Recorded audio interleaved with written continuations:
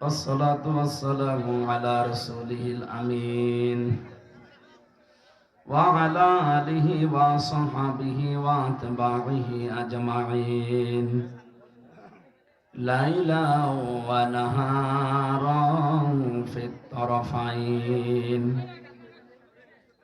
فقد قال الله تعالى في كلامه المجيد وبرهانه التوحيد. أعوذ بالله من الشيطان الرجيم. بسم الله الرحمن الرحيم.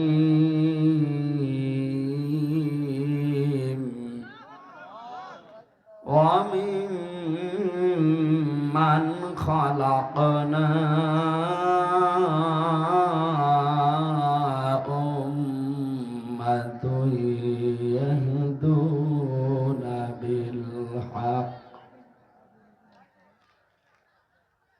يهدون بالحق وبه يعدلون.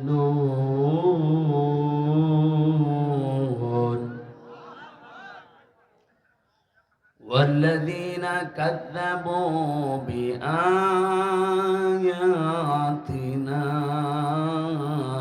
سنستدرجهم من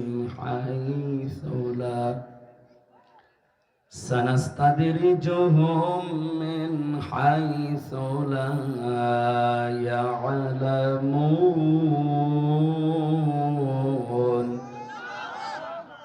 وأملي لهم إن كيدي متين.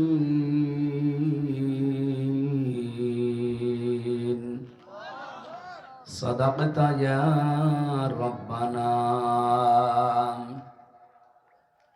পৃথিবীতে কেউ স্থায়ী হয় না,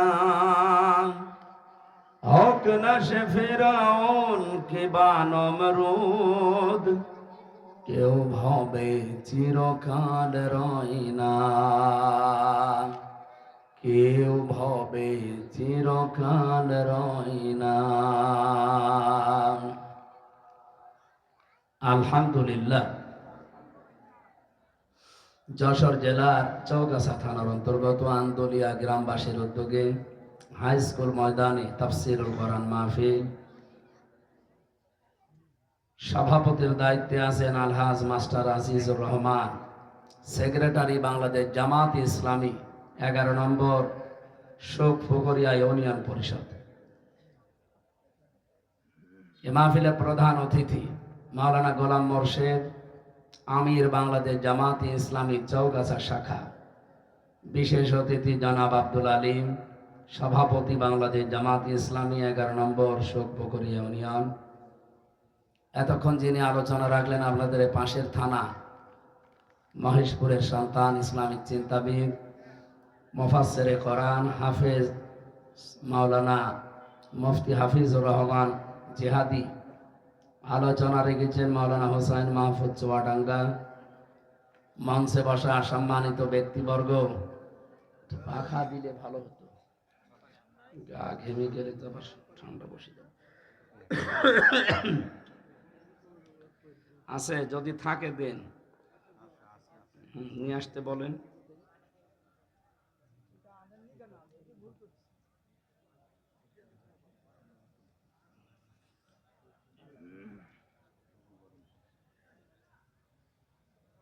মঞ্চে বসা আছেন শ্রদ্ধাভাজন মামা নজিবুর রহমান, পাশের থানায় বাড়ি ওনার, চৌগাছা মহেশপুরে সামান্তা।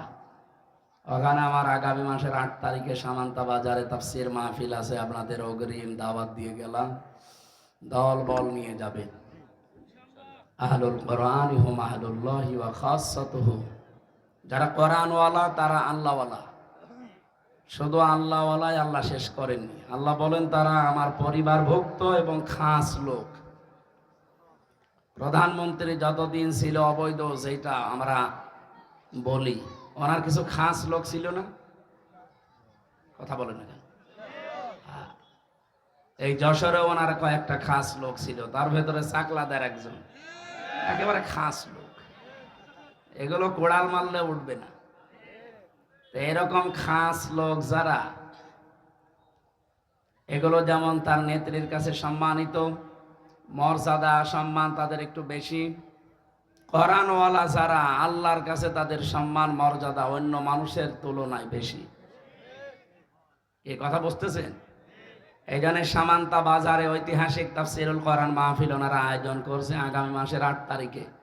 আমি 9টা 9:30টায় রাত্রে ইনশাল্লাহ কথা আরম্ভ করব। যাদের সময় আছে দল বল নিয়ে যাবেন আল্লাহর কোরআনে কারীম শোনার জন্য।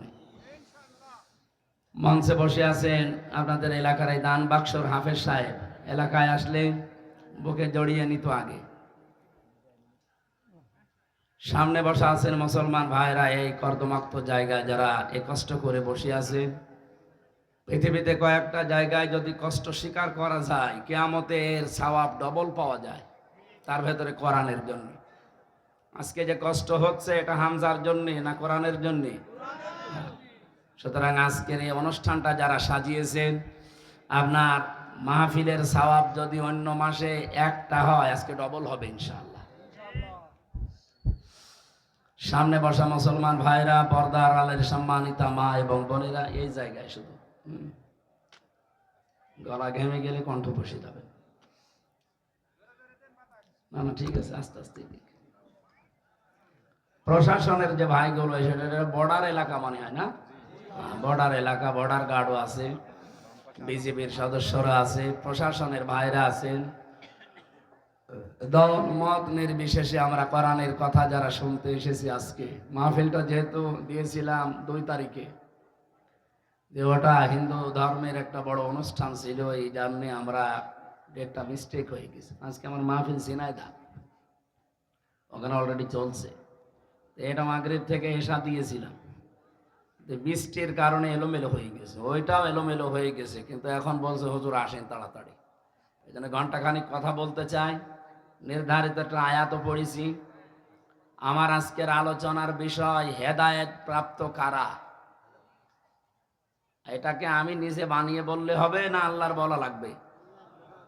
এটা যে আল্লাহর কথা আপনাকে আমি শোনাচ্ছি, সেটা আপনি রেকর্ড করে নিতে পারেন, অথবা খাতায় লিখে রাখতে পারেন। বাড়ি যেয়ে শুধু মিলিয়ে দেখবেন যে আপনি আল্লাহর দলে আছেন না শয়তানের দলে আছেন। আপনি কি হেদায়েত প্রাপ্ত যারা তাদের ভেতরে আছেন না গোমরা যারা তাদের ভেতরে আছেন? নিজে মিলিয়ে নেবেন। আমি শুধু অ্যাডভার্টাইজ করব। সবাইকে নিয়ে আগে শুকরিয়া আদায় করছি আলহামদুলিল্লাহ। আল্লাহ আমাদের যে সমস্ত পরিচয় দিয়েছেন, প্রথম পরিচয় আমরা মানুষ। আমরা কি? সবাই বলেন। যেহেতু অনুষ্ঠানটা হিন্দুদের কারণে বাতিল হয়েছিল, আমরা জানি যে এলাকায় হিন্দু ভাইরা আছেন, সুতরাং তারাও কি মানুষ। এ পৃথিবীতে যে ধর্মই মানুষ মানুক না কেন,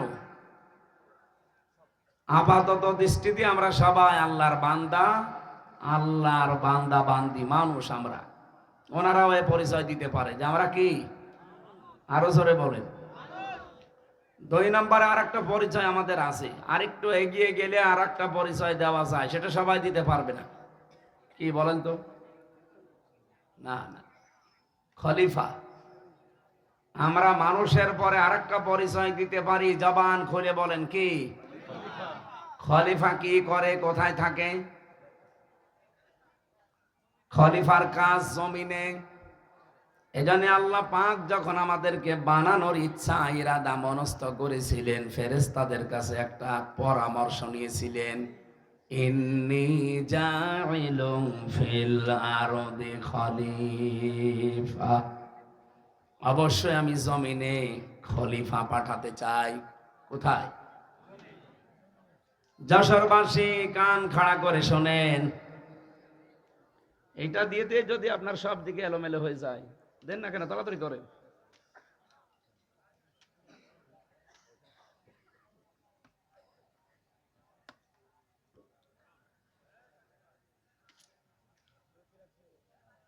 কি বলছিলাম? দ্বিতীয় পরিচয়ে যেহেতু আমরা খলিফা, কোরআন থেকে জানলাম আল্লাহ খলিফা পাঠাতে চেয়েছেন দরবারে।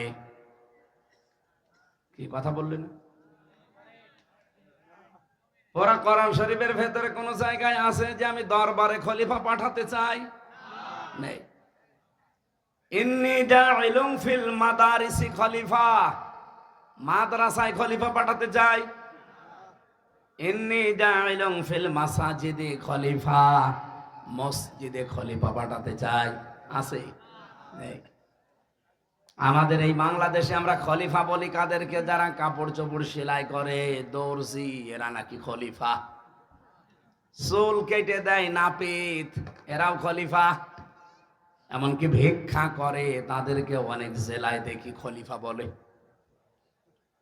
আল্লাহ বলেন আমি খলিফা হিসাবে তোমাদেরকে পাঠিয়েছি। ইন্নী জাইলুম ফিল আরদি খলিফা। কোথায়? আরো জোরে। কাটসাট কটা এটাই।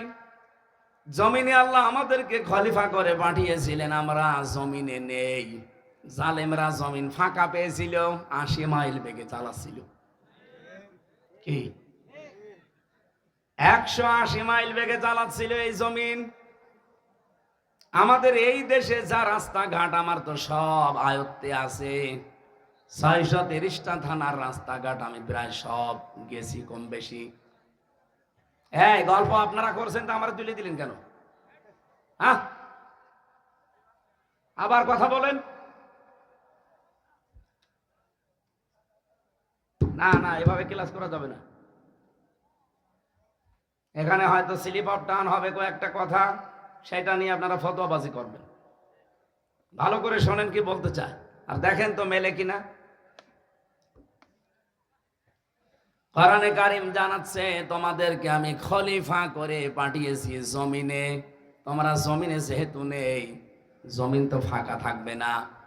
জালেমরা পেয়েছে, ওরা একেবারে মন মতো চালাচ্ছিল এতদিন। এবার আর জালেমরা মন মতো এ জমিন চালাতে পারবে না, কারণ আল্লাহর খলিফারা এবার জমিনে থাকবেন তো ইনশাল্লাহ, নাকি দরবারে চলে যাবেন? কত মানুষ আজকে এই দেশে দরবারে বসে বসে ফতোয়াবাজি করছে। অনেক পীর এই দেশে কাফেরের ছড়ি নিয়ে বসে, আর বছরের প্রথম থেকে শেষ পর্যন্ত শুধু ফতোয়া বের করে কাফের কাফের কাফের। আমার মনে হয় কেউ আল্লাহ আল্লাহ জিকির করে, আরো জিকিরই করে কাফের কাফের। আমার দিয়ে আরম্ভ করেছে এবার, কয়েক বছর আগে মাওলানা মিজানুর রহমান আজহারিকে দিয়ে আরম্ভ করেছিল। ওটা এখন বাদ গেছে, এখন আমি আরম্ভ হয়েছি মুফতি আমির হামজা কাফের। আমার মনে হয় এই ছড়ি যে কত দূর যায় আল্লাহ জানে। এদের আপনি কাজ কারবার দেখেন, জমিনে কোন কাজ আছে তাদের গলাবাজি করা ছাড়া? কোন কাজ আমি পাই না, কোন সংগঠন নেই তাদের। জমিনে আল্লাহর দ্বীন কায়েমের জন্য কোনো অ্যাক্টিভিটিস নেই। উনি খেলাফত নিয়ে পড়ে আছে। আরে ভাই, খেলাফত প্রতিষ্ঠা আমরাও চাই, কিন্তু যে পদ্ধতিতে আপনি বলতেছেন ও পদ্ধতি বাংলাদেশে এখন সম্ভব না। আফগানিস্তানে হয়, এখানে হবে না কেন? আফগানিস্তান আর বাংলাদেশ সমান। আপনার দেশে কয়টা পাহাড় আছে? আপনি যে লোকাবেন, কোথায় লোকাবেন? সশস্ত্র হামলা করে লুকিয়ে থাকার জায়গা লাগে, টিকে থাকতে হবে না জমিনে। ওখানে ওরা পাহাড়ের উপর বম্বিং করে কিছুই করতে পারে নাই, সুড়ঙ্গ করে এমন থাকার জায়গা বানিয়েছে আফগানিরা। একটা না দুইটা পরাশক্তি রাশিয়া আর আমেরিকা 40 বছর একাধারে চেষ্টা চালিয়েছে, কিছুই করতে পারে নাই। আর আমাদের 40 বছর লাগবে, 40 মিনিটে তো তামা বানিয়ে ফেলবে।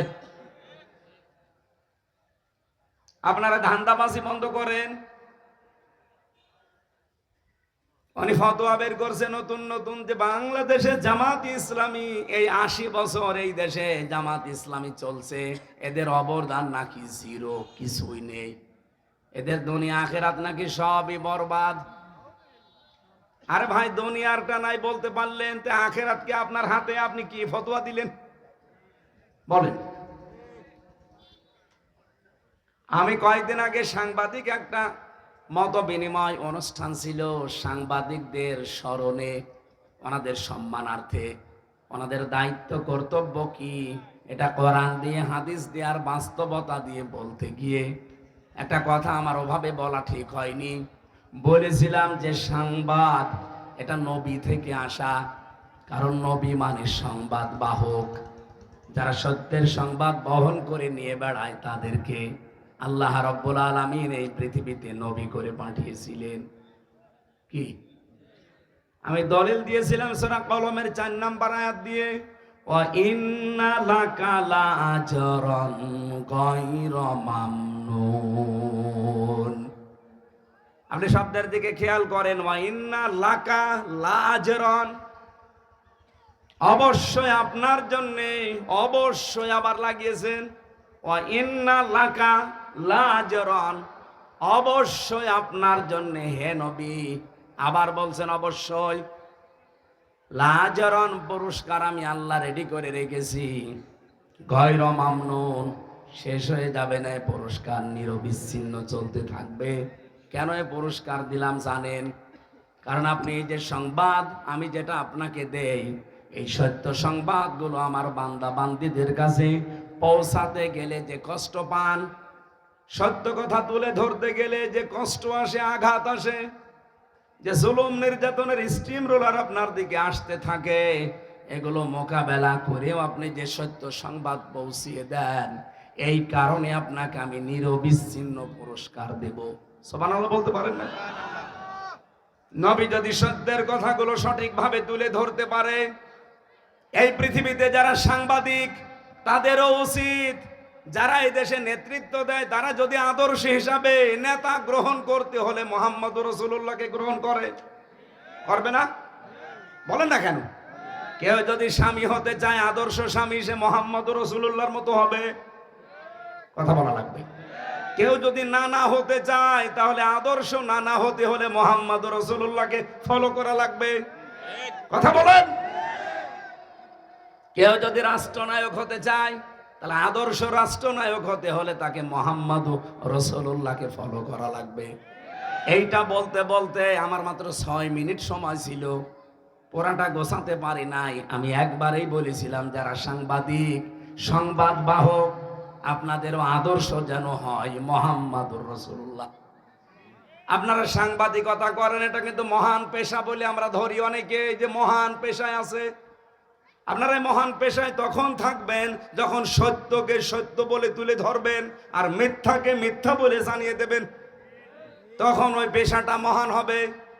কিন্তু সাংবাদিকরা হয়তো অনেকে এখন ওই পথে নেই, তারা সত্য মিথ্যাকে মিশ্রণ করে একটা সংবাদ ছড়িয়ে দেয়, আর এটা সব চাইতে বেশি হয় বাংলাদেশে।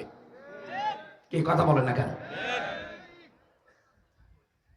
আমি কয়েকটা সাংবাদিক সংবাদপত্রের রিপোর্ট অনুযায়ী 3 বছর জেলে ছিলাম, বিশেষ করে যুগান্তর, টেলিভিশনের ভেতরে ডিবিসি, সময় টিভি, আর টিভি, এরা এমন এমন ভাবে কালার করার জন্য নিউজ বানায়। হ্যাঁ, আমি কথা বলেছি ঠিক, কিন্তু কথাগুলোরা আগের কথা পরের কথা কেটে মাঝখানটা দিয়ে দেয়।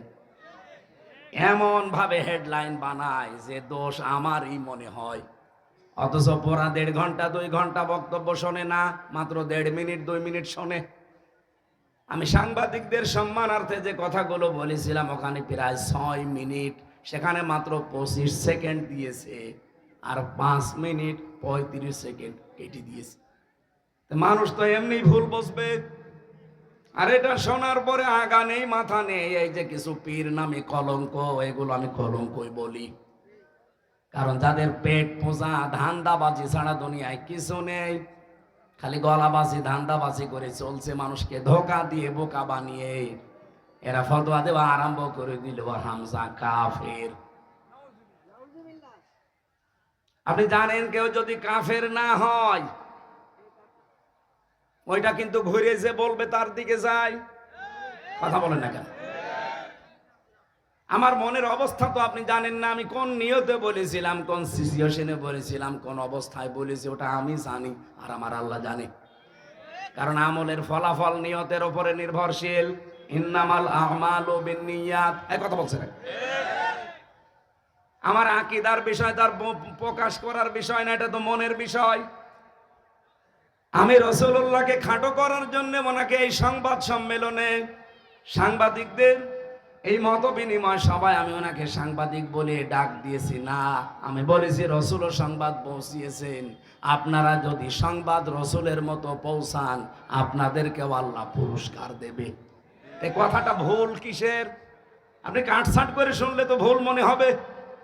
এটা নিয়ে সারা দেশে কিছু মানুষ যারা কুয়ার ব্যাং চার দেওয়ালের মাঝে যাদের অবস্থান, এরা ফতোয়াবাজি আরম্ভ করে দিল। কেন নবীকে সাংবাদিক বলল?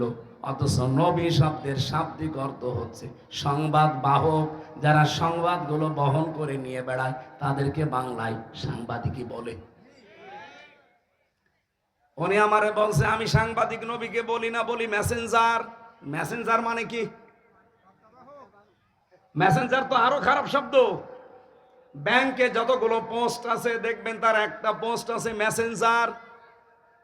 এই যে চা মাটি নিয়ে দেয় পানি মানি, খুব ভালো পোস্ট। এই কথা বলছে না কেন? রাসূল শব্দটা এসেছে রসুলুন থেকে, রেসালাত। এই রেসালাত শব্দের শাব্দিক অর্থ হচ্ছে পিয়ন। সংবাদ বহন করে যারা নিয়ে যায় তাদেরকে পিয়ন বলা হয়। কথা বলে না কেন? কিন্তু রাসূলুল্লাহকে পিয়ন আপনি বলতে পারবেন না।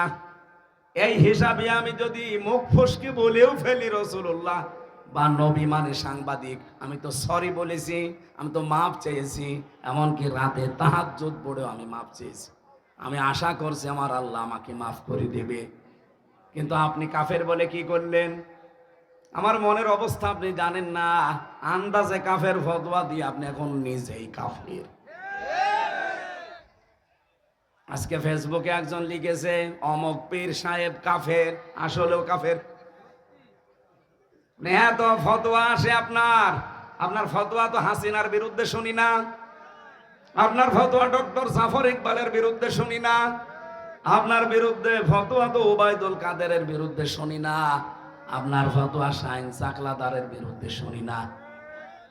আপনার যত ফতোয়া সব আমির হামজা আর মিজানুর রহমান আজহারির বিরুদ্ধে। আপনি যে নাম নিয়ে বসে আছেন, এই নামটাই তো আমার কাছে মনে হয় যে এটা একটা নতুন জিনিস। ইসলামে পীর বলে কিছুই তো আমরা পাই না।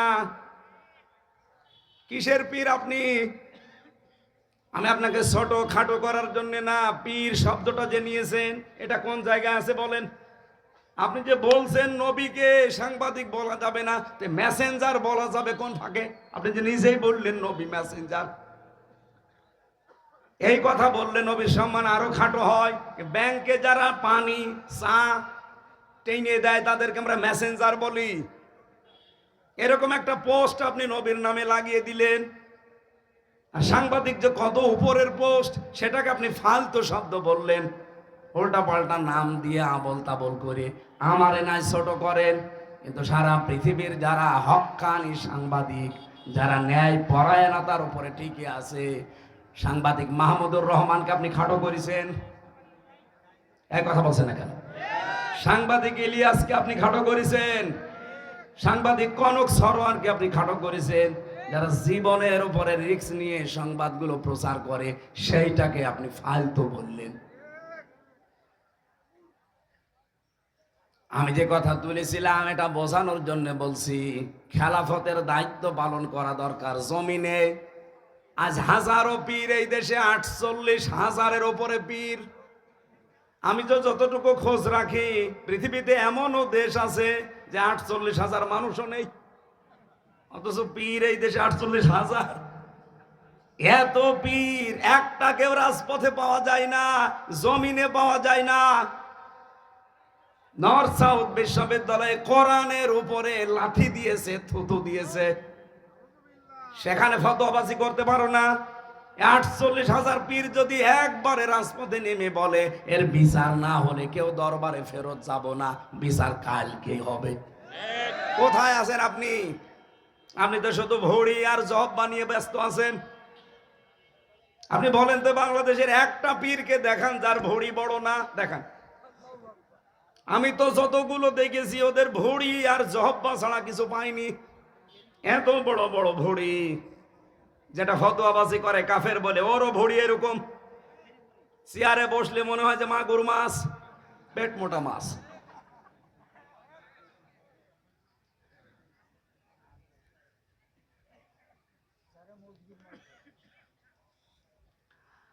আমার মনে হয় এই দেশে একামতের দিন যারা কায়েম করতে চায়, হ্যাঁ তাদের ছোটখাটো ভুল ত্রুটি থাকতে পারে, কিন্তু আপনি কি করছেন? তাদের মতো এই 17 বছর জেল জুলুম সহ্য করেছেন, একটা বার জেলে গেছেন আপনি? রিমান্ড কি বলছেন? 11 ঘন্টা আমার টাঙিয়ে রেখেছিল উল্টো করি, মাথায় দড়ি দিয়ে। আপনারা কয় ঘন্টা টাঙিয়েছে? বলো রসুলের মর্যাদা রাখে না। রসুলের মর্যাদা ঠিক রাখতে গিয়েই তো 3 বছর জেল কাটলাম। আমি প্রথম দিনই যদি মেনে নিতাম যে ঠিক আছে বাবা শাহজালাল সব হালাল, 3 বছর না 3 ঘন্টা আমার ছেড়ে থাকা লাগতো না। আর কুষ্টিয়া থেকে যখন নিয়ে যাচ্ছিল প্রতিমধ্যে আমারে ছেড়ে দিত, কারণ যাওয়ার সময় তো বারবার আমারে বলছিল ছাত্রলীগের শুধু ওলামা লীগ বলে একটা দল ছিল, ওই সময় ছিল না, ওই দলের সদস্য হবেন শুধু বিশ্ববিদ্যালয়, বাকি আপনার কিছু করা লাগবে না, কারণ আপনি আসলে আমরা অনেক মানুষ নিয়ে আসতে পারবো, এই ধান্দায় ছিল তারা।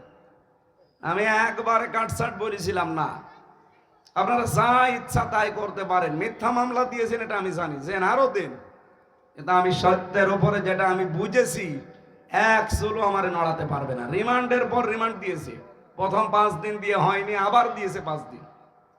আর রিমান্ডে কি সরাসরি জায়গায় আয়না ঘরে নিয়েছে, মাটির নিচে। আমি দেখতাম ওই জায়গায় হঠাৎ রাত 2টার সময় 5-7 জন মুখ বান্ধা আমার পাশ থেকে একজনকে বলছে ওঠেন। ওঠেন মানে?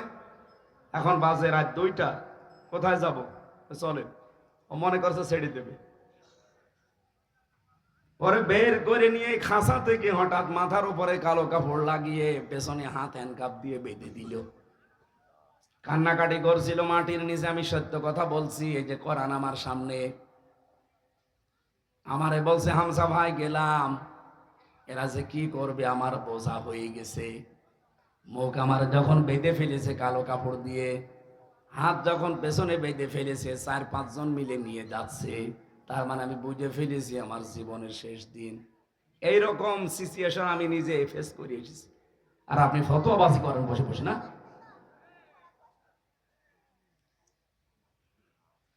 কত মানুষকে এখনো পর্যন্ত, যদি হাসিনা থাকতো আমার মনে হয় আয়না ঘরে থাকা লাগতো। একই কথা বলছেন না? কত মানুষ 5 বছর 7 বছর, আমি যেখানে ছিলাম সেই রুমে, তার পাশে দেওয়ালে লেখা ছিল তারিখ দিয়ে 2009-13 সালে ওখানে তারিখ দেওয়া, 8-8-2013 এভাবে তারিখ দিয়ে দেওয়ালে লিখে রেখেছে। এবং এই যে এই নখগুলো দিয়ে খুশিয়ে খুশিয়ে যে ভাই এই যে নাম্বারটা কষ্ট করে লিখেছি, যদি পারেন কেউ বাইরে যেতে এই নাম্বারে বলবেন যে আমি বেঁচে আছি। এই দৃশ্য দেখে একটা মানুষ ঠিক থাকতে পারে? কোথায় 13 সাল আর কোথায় 24 সাল? এতগুলো বছর তার জীবনে চলে গেছে, লোকটা জানে না যে এখন কোন বছর, লোকটা জানে না যে এখন আসলে কোন মাস, কোন দিন, এটা কি বার, কয়টা বাজে, কিছুই জানে না। দিনের পর দিন, বছরের পর বছর তার মাথার উপর দিয়ে, তার জীবনে কোনো ঈদ নেই, জমার নামাজ নেই। একটা মানুষ কিভাবে 8 বছর 10 বছর 14 বছর এভাবে থাকতে পারে? আপনি একটু নিজেকে দাঁড় করান তো।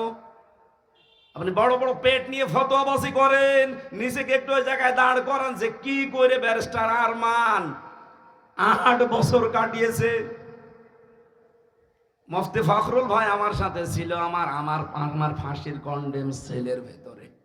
আমার একদিন বলছে, হামজা ভাই, এই যে মানুষ যে শাটপাট হয়ে শুয়ে থাকে, এটা যে কত বড় নিয়ামত আমি জানি। আমার এই পায়ের ভেতর দিয়ে হাত দিয়ে সামনে লোহার ব্যারিকেডের সাথে এই যে হ্যান্ডকাপ দিয়ে আটকিয়ে দিল। এইভাবেই বসে থাকা লাগবে 24 ঘন্টা, কায় তো হতে পারবেন না।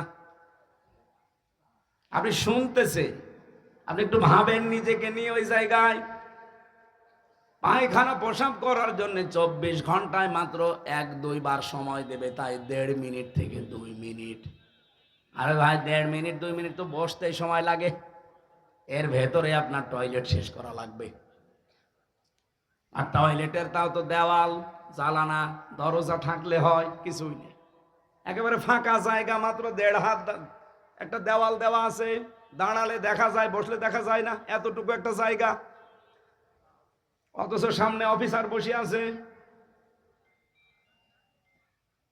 একটা যুবক মানুষ আমার মতো, 33 বছর বয়স আমার, আপনি সামনে বসে বসে লাঠি ঘোরাচ্ছেন। 1.5 হাত 2 হাত মতো একটা সর্বোচ্চ দেওয়াল দেওয়া, এখানে কি টয়লেট করা যায়? এরকম পরিস্থিতি এই মাটির নিচে ঘরগুলো। জীবনে এতগুলো জিনিস ফেস করে আসলাম শুধু রাসূলুল্লাহর এই দল করতে গিয়ে, আল্লাহর নবীর আদর্শে থাকতে গিয়ে। আর আপনি এখন আমারে কাফের বানিয়ে দিলেন। আমি নাই কাফের হলাম, আপনি কি? আপনি তো কাফেরের বাপ।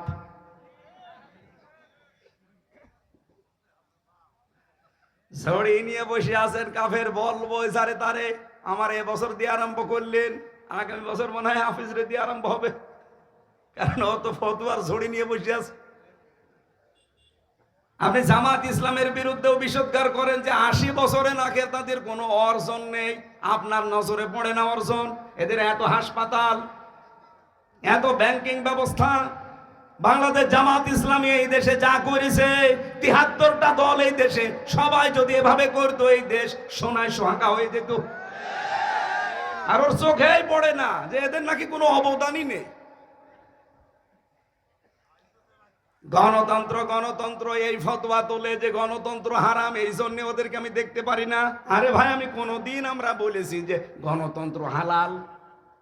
বলেছি আমরা? আর ওটা তো হারাম আমরাও জানি। এই বাংলাদেশে এখন ইসলাম কায়েম করার জন্য কোন পদ্ধতিতে আপনি যাবেন বলেন? আন্দাজে এক ফতোয়া দিয়ে দিলে হয়ে গেল। আপনি কি আফগানিস্তানের, আপনি কি সিরিয়ার, এরকম দেশের সশস্ত্র বিপ্লবের মাধ্যমে দেশে ইসলাম প্রতিষ্ঠা করার সেই কায়দা কৌশল, সে জায়গাগুলো কই? যে কোনো একটা ভাবে তো এগিয়ে যেতে হবে। আমাদের চারিদিকে শত্রু।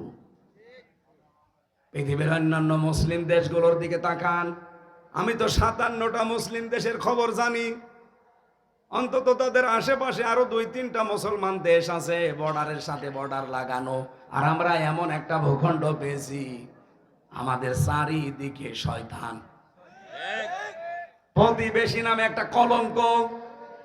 এতদিন যাই ছিল, এই 15 থেকে 20 বছরে যা অবস্থায়, এই পৃথিবীর নিকৃষ্ট শয়তান মোদি, যে আল্লাহর ঘর মসজিদ পর্যন্ত ভেঙ্গে গুড়িয়ে দিয়েছে।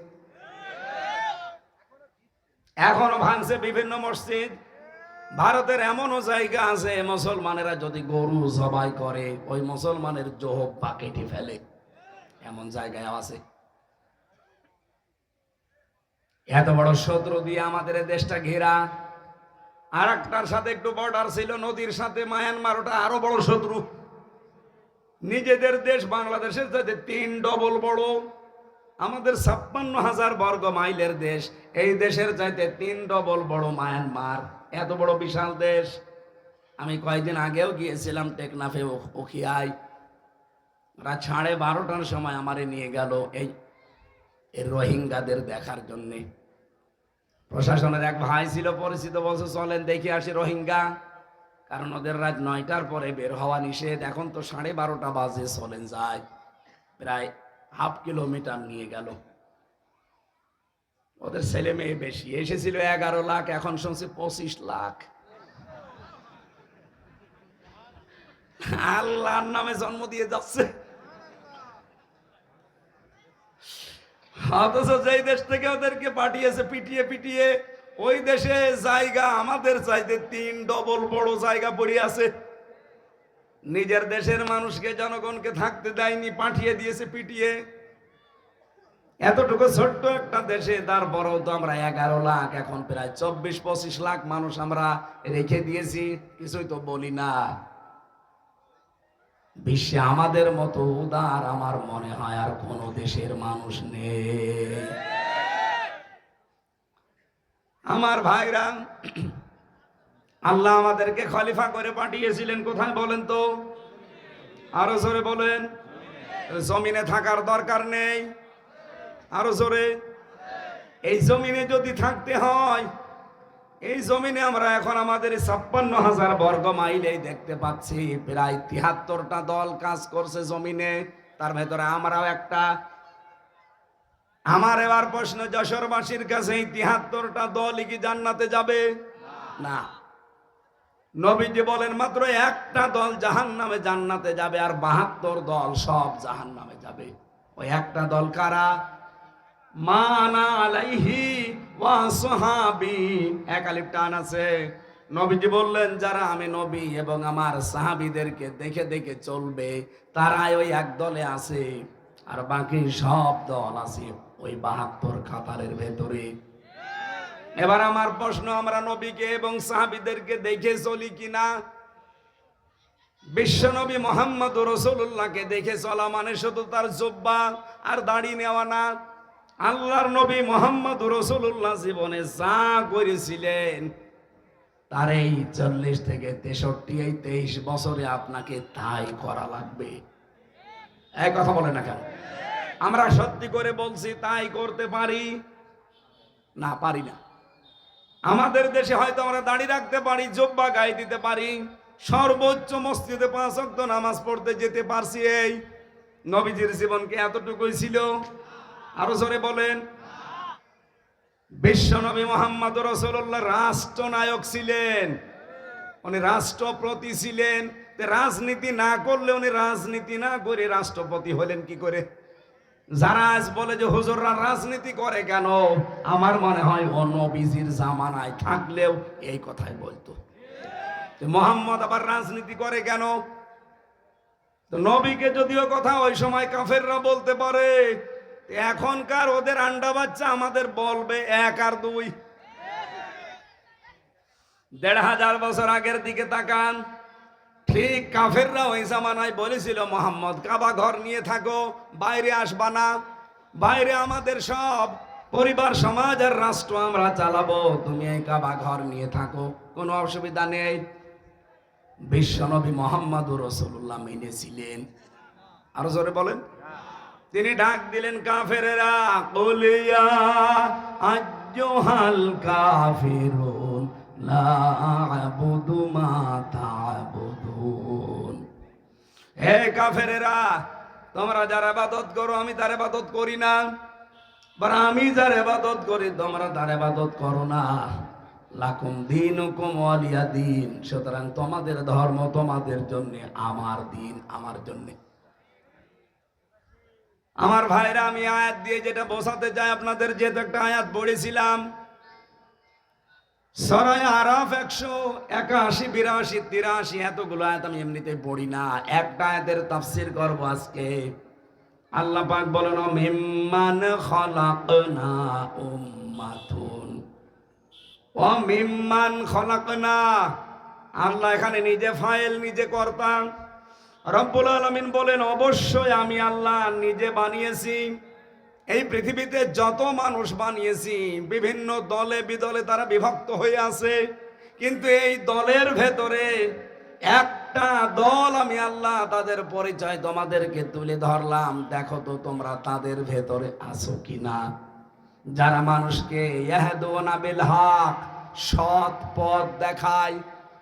আজ বাংলাদেশে কত মানুষ আছে, কত পথ দেখাচ্ছে, কিন্তু একটা দলকে আমরা দেখি তারা আমার আল্লাহর বিধানের দিকে তারা ডাকতেছে। এই কথা বলে না কেন? তারা কিন্তু ডাকছে তার বাবার দিকে না, তার স্বামীর দিকে না, এমনকি তার পূর্বপুরুষদের দিকেও ডাকে না। তারা ডাকলেই বলে ইয়াহদুনা বিল হক, এই পৃথিবীতে হক হচ্ছে আল্লাহ, হক হচ্ছে আল্লাহর বিধান, এজন্য তারা ডাকে আল্লাহর বিধানের দিকে। আয়াতের তাফসীর পড়তে গিয়ে আমি সূরা শুরার 13 নম্বর আয়াতের মাঝের অংশটা মিলিয়েছিলাম। আল্লাহ পাক বলেন, হে নবী, আপনি যেদিকে মানুষকে ডাকেন যে আসো আমরা আল্লাহর বিধান কায়েম করি এই জমিনে। আল্লাহ শুধু নামাজের বিধান দেয়নি, যাকাতের বিধান দেয়নি, এরকম বিধান দিয়েছেন 500। কত? এই 500 বিধানের কথা যখন বলবেন কি হবে জানেন? কাবুর আলাল মুশরিকিনা মা তাদউহুম ইলাইহি। যখন আপনি মানুষকে বলবে আসো আল্লাহর বিধানের দিকে, আল্লাহর এই যে এই নিয়ম নীতিগুলো আমরা কায়েম করি, আপনি দেখবেন সবচাইতে বেশি মন খারাপ করবে, রাগ করবে, অপছন্দ করবে এই কথাটা যারা মুশরিক। তারা কারা? বলেন বলেন।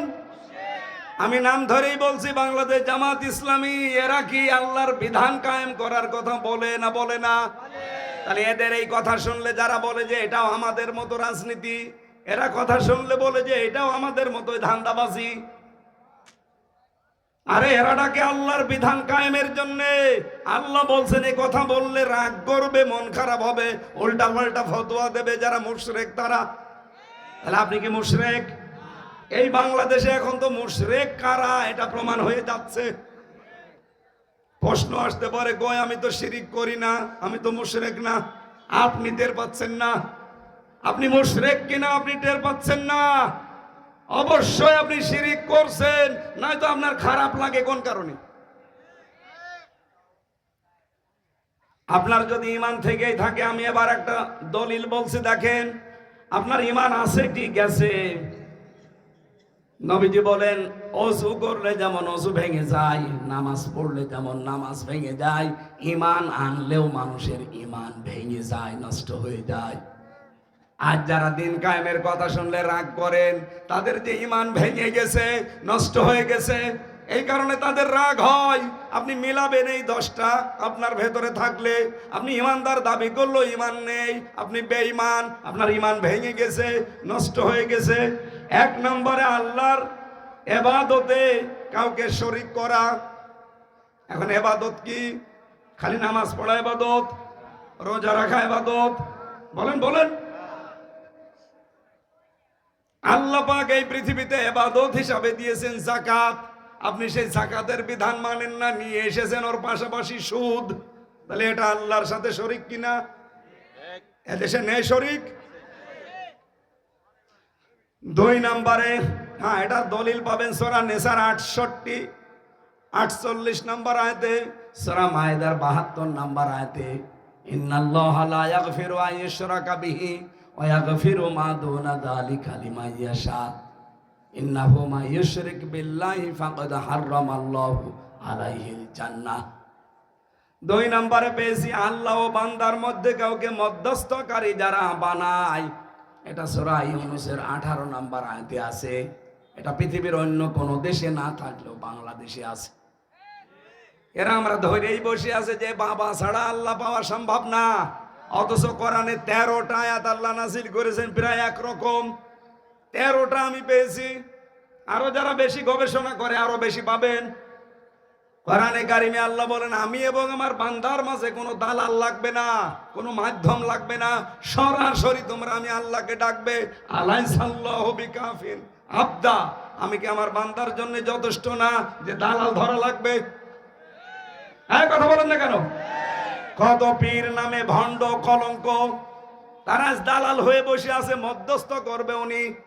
আল্লাহ আমার মালিক, আমি তার বান্দা, এর মাঝে মধ্যস্থকারী কেউ লাগবে না। যারা মনে করেন তাদের ঈমান ভেঙে গেছে। এটাকে আমি বানালাম না, কোরআনে আছে। সূরা ইউনূস কত নাম্বার আয়াত বললাম? 18। লিখে নেন, তুলে নেন, রেকর্ড হচ্ছে, বাড়িতে মিলাবেন যে আপনার ঈমান আছে না গেছে, আপনি নিজেই টের পাবেন। 3 নম্বরে কাফেরকে যারা কাফের মনে করে না, সূরা আলে ইমরানের 28 নম্বর আয়াতে আছে। 4 নম্বরে মুসলিমদের বিরুদ্ধে মুশরিকদেরকে যারা সমর্থন এবং সহযোগিতা করে, যারা বলে আমরা শরিয়া আইন বিশ্বাস করি না, এরা মুশরিক কিনা বলেন তো? বলেন বলেন। বাংলাদেশে কত আলেম নামে জালেবাজ ইসলাম পন্থীদের সমর্থন করে না, করে মুশরিকদের। তাদের ঈমান আছে না গেছে? আমি মনে হয় এটা বানালাম না। এর দলিল হচ্ছে সূরা মায়েদা 51 নম্বর আয়াত, সূরা তাওবা 23 নম্বর আয়াত। বাড়িতে মিলিয়ে দেখবেন তাফসীর সহ। 5 নম্বরে জাদু করা এবং জাদু শেখানো, জাদু শিক্ষা করা এবং শেখানো, 2টা করলে ঈমান চলে যায়, নষ্ট হয়ে যায়। সূরা বাকারার 102 নম্বর আয়াতে আছে। 6 নম্বর দিনের কোনো বিধান নিয়ে যারা ঠাট্টা বিদ্রূপ করে, এটা তাওবায় আছে, সূরা তাওবার 65-66 নাম্বার আয়াতে। 7 নম্বরে দিন ইসলাম থেকে যারা মুখ ফিরিয়ে নেয়, সূরা সেজদার 22 নম্বর আয়াতে আছে, আমান আ'রাদা আন যিকরি, না, আমান আসলামু মিম্মান, না ওটা না, ছাতা মনে আসে না আমার কাজের সময়। আমান আসলামু মিম্মান যুক্কিরা বিআয়াতি রাব্বিহি সুম্মা আ'রাদা আনহা ইন্না মিনাল মুজরিমিনা মুনতাকিমুন। আল্লাহ বলেন বড় জালেম দুনিয়ায় তো ওইটা, যাকে আল্লাহর আয়াত দিয়ে ওয়াজ করা হয়, আল্লাহর কোরআন দিয়ে বোঝানো হয়, আর সে মুখ ফিরিয়ে চলে যায় অন্যদিকে, এর মতো বড় জালেম আল্লাহর কাছে আর নেই। আর এটা বাংলাদেশে বেশি। আমি যা ওয়াজ করছি এ কি আমার নিজের কথা না আল্লাহর কথা? সব নোট করে নিয়ে এসেছি। 8 নম্বরে কাউকে দিন শরীয়তের ঊর্ধ্বে মনে করা, এটা বাংলাদেশে 15 বছর যেটা বঙ্গবন্ধুকে মনে করা হতো, দেখেছেন না? সব জায়গায় উনি, এমনকি বঙ্গবন্ধু টয়লেট আমি নিজে পেয়েছি নীলফামারীতে, বঙ্গবন্ধু টয়লেট ওর নামেও টয়লেট লাগিয়ে দিয়েছে। আল্লাহ রাসূলের ঊর্ধ্বে কাউকে মনে করা যাবে?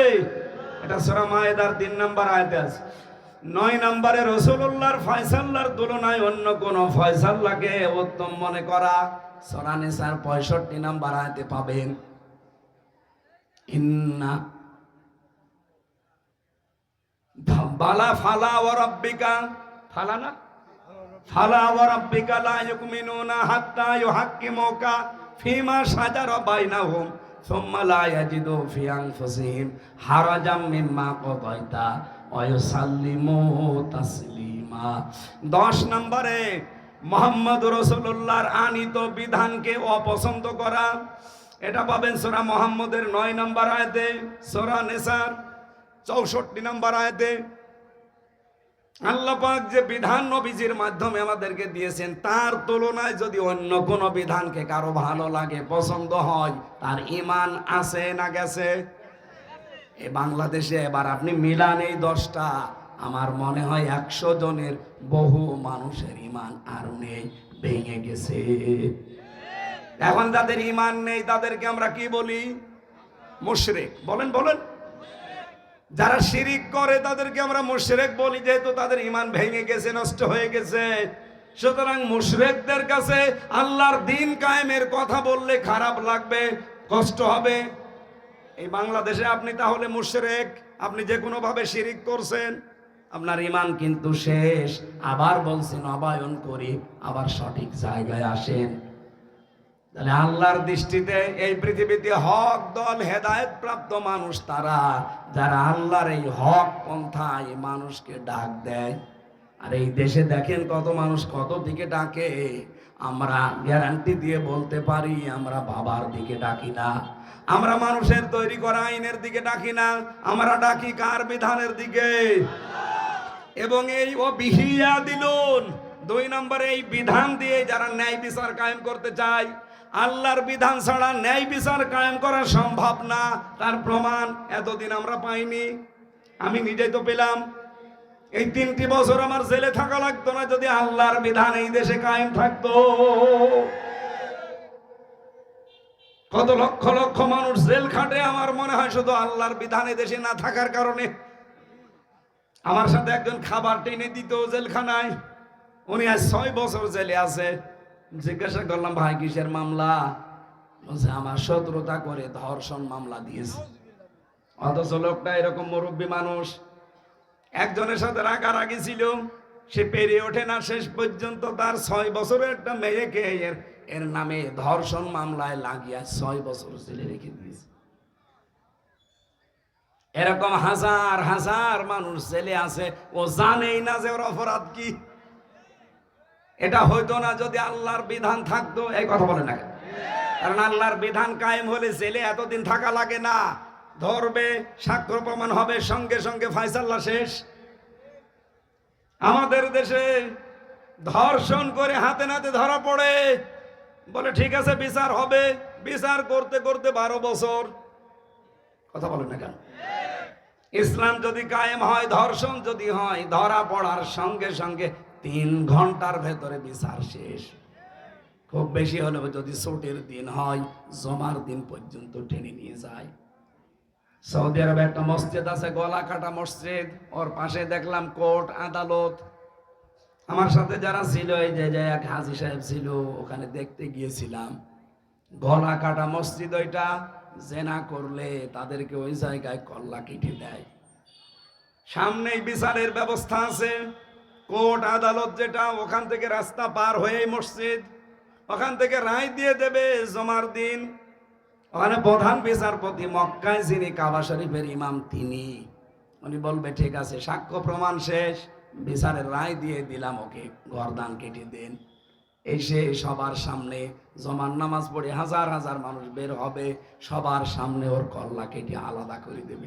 বাংলাদেশে আমার মনে হয় একটা যদি এই চৌগাছা কেন্দ্রীয় মসজিদে করা হয়, এদেশের কোন মানুষ আর ধর্ষণের নাম মুখে আনবে না। এইটা আল্লাহর বিধান। এরকম 500 বিধান আছে আল্লাহর, এগুলো যদি কায়েম হয় তাহলে বিহি ইয়াদিলুন, ন্যায় বিচার কায়েম হবে। কে বলছেন এটা? ওনার কথায় কোনো মিথ্যার সংসব আছে? লেশ মাত্র আছে? সুতরাং বিশ্বাস আসে না কোন কারণে? আমরা তো তার কথাগুলো আজ এই জমিনে প্রতিষ্ঠা করে ন্যায় বিচার কায়েম করতে চাই। 54 বছর তো দেখলেন উল্টাপাল্টা, কিছুই করতে পারেননি। এবার এটা একটু দেখা যায় না? টেস্ট করার জন্য হলে একটু দেখেন। বাংলাদেশে অন্যান্য দল যারা আছে, আপনি তাকান, তারা এখন বিভিন্ন রাষ্ট্রদূতের কাছে ধর্ণা দেয়, অথচ আল্লাহর রহমত অন্যান্য দেশের রাষ্ট্রদূতরা এসে ইসলামপন্থী জামাত ইসলামের আমিরের কাছে সিরিয়াল লাগিয়েছে, একটু দেখা করতে চায়। তার মানে প্রমাণ হচ্ছে এই দেশে আমার আল্লাহ মনে হয় এবার ইসলাম কায়েম করে দেবে। কারণ কোরআনে কারিমে আল্লাহ জানিয়েছে, সূরা কসস 5 নম্বর আয়াত, জমিনে যারা জুলুম, নির্যাতন, অত্যাচারের সবচেয়ে বেশি সম্মুখীন হয়, আল্লাহ তাদেরকে জমিনের নেতা বানায়, উত্তরাধিকারী বানায়, আর শাসন ক্ষমতা দিয়ে দেয়।